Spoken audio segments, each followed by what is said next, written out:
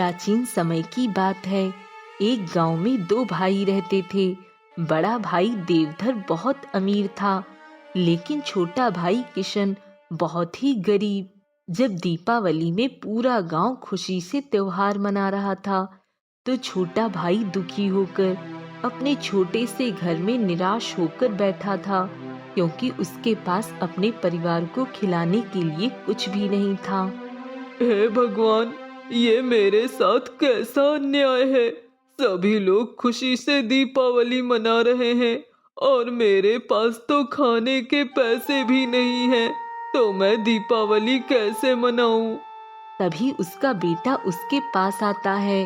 पापा, सब लोग अपने घर में दीपक जला रहे हैं, लेकिन हम लोग क्यों नहीं जला रहे हैं? बेटा, क्योंकि हम गरीब हैं और हमारे पास इतने पैसे नहीं हैं कि हम तेल खरीद के लाएं और दीपक जलाएं। बेटा, हमारे पास तो खाने भर का ही तेल बहुत मुसीबतों से जुट पाता है। अपने परिवार के बारे में सोचकर वह अपने बड़े भाई देवधर से कुछ मदद मांगने चला जाता है। अरे किशन, मैं तुझे पैसे दे देता, लेकिन आज सुबह ही मैंने एक व्यापारी को पैसे दे दिए हैं। वो क्या है ना कि मैंने दुकान के लिए कुछ सामान मंगवाया है दूसरे शहर से, तो अब तो मेरे पास पैसे हैं नहीं। अगर होते तो मैं तुझे जरूर दे देता। उसके बड़े भाई ने उसे पैसे देने से मना कर दिया। किशन दुखी मन से वहां से लौट जाता है। अब मैं क्या करूं? भाई के यहाँ से भी खाली हाथ ही लौटना पड़ रहा है। अब क्या जवाब दूंगा घर जाके बीवी बच्चों को? तभी रास्ते में उसे एक बूढ़ा आदमी मिला। उस बूढ़े आदमी ने उससे पूछा, तुम इतने निराश और दुखी क्यों हो? आज तो दीपावली है, खुशियों का त्योहार है। तुम्हें तो खुश होकर त्योहार मनाना चाहिए। बूढ़े आदमी के ये सब बोलने पर किशन ने अपनी सारी व्यथा उस बूढ़े आदमी को सुनाई। क्या तुम मेरी एक छोटी सी मदद कर दोगे? ये लकड़ियों का ढेर अगर तुम मेरे घर तक पहुंचा दोगे, तो मैं तुम्हारी कुछ मदद कर सकता हूँ और तुम्हें अमीर आदमी बना सकता हूँ। किशन बहुत ही अच्छा आदमी था।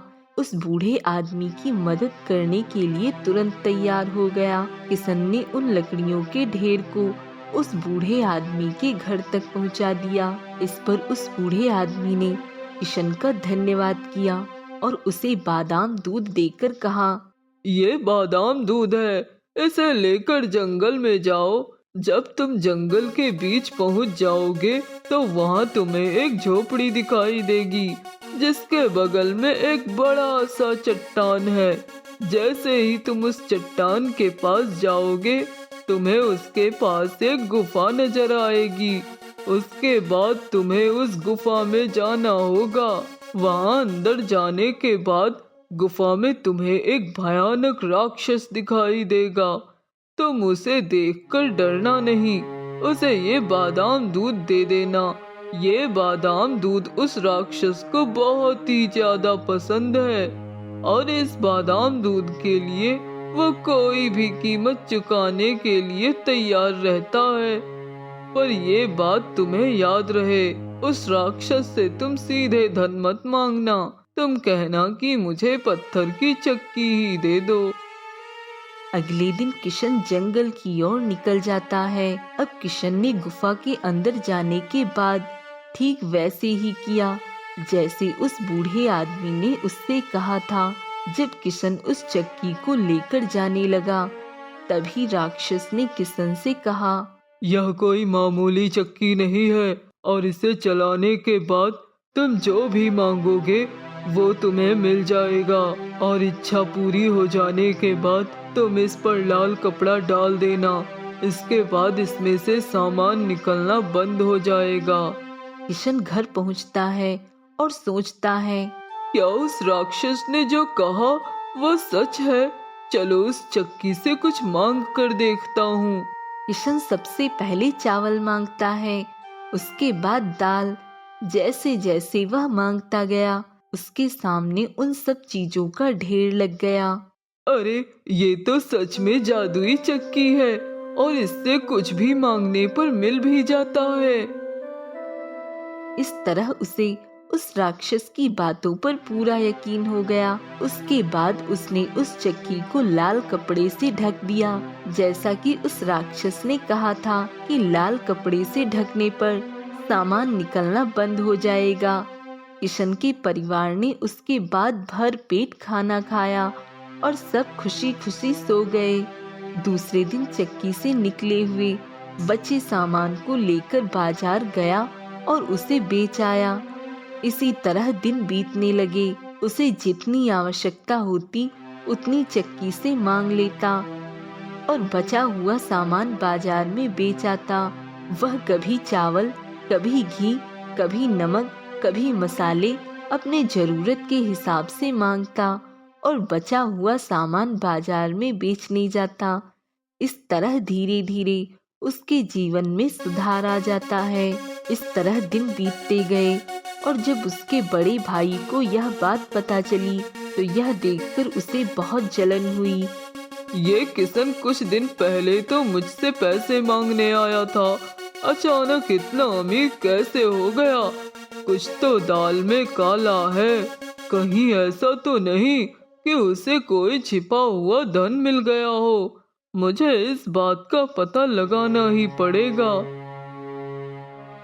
उसी रात इसी उद्देश्य से वह एक रात को चोरी छिपे अपने छोटे भाई के यहाँ गया और उसके घर में छिपकर देखने लगा। रात में जब छोटा भाई चक्की से सामान मांगने लगा तो बड़े भाई ने सब देख लिया कि चक्की से जो भी चीज मांगी जाए वह उससे निकलकर सामने आ जाती है। यह देखने के बाद बड़ा भाई वापस अपने घर चला जाता है। मन ही मन प्रसन्न होकर सोचने लगता है, अगर वह चक्की मुझे मिल जाए तो कितना अच्छा होगा। लेकिन मेरा भाई मुझे वो चक्की क्यों देगा, जबकि मैंने कभी उसकी मदद ही नहीं की। अरे नहीं देगा तो क्या हुआ, मैं चुरा लूंगा उस चक्की को और फिर मैं और भी ज्यादा धनवान हो जाऊंगा। हजारों नौकर होंगे मेरे आगे पीछे। वाह क्या जिंदगी होगी। दूसरे दिन जब छोटा भाई सामान बेचने के लिए बाजार जाता है तो बड़ा भाई उसके घर जाकर चालाकी से घुसकर वह चक्की अपने घर चुरा लाता है। अगर मैं इस गांव में रहा तो छोटे भाई और गांव वालों को पता चल जाएगा। इसलिए जब मेरे हाथ में खजाना लग गया है तो क्यों ना मैं ये गांव ही छोड़कर चला जाऊं और दूसरे गांव में जाकर बस जाऊं, फिर वही आराम से जिंदगी भर ऐश करूंगा। जब वे सब नाव से सवार होकर जा रहे होते हैं तभी उसकी पत्नी ने उससे पूछा, अरे इस तरह गांव छोड़ने का मन क्यों बनाया?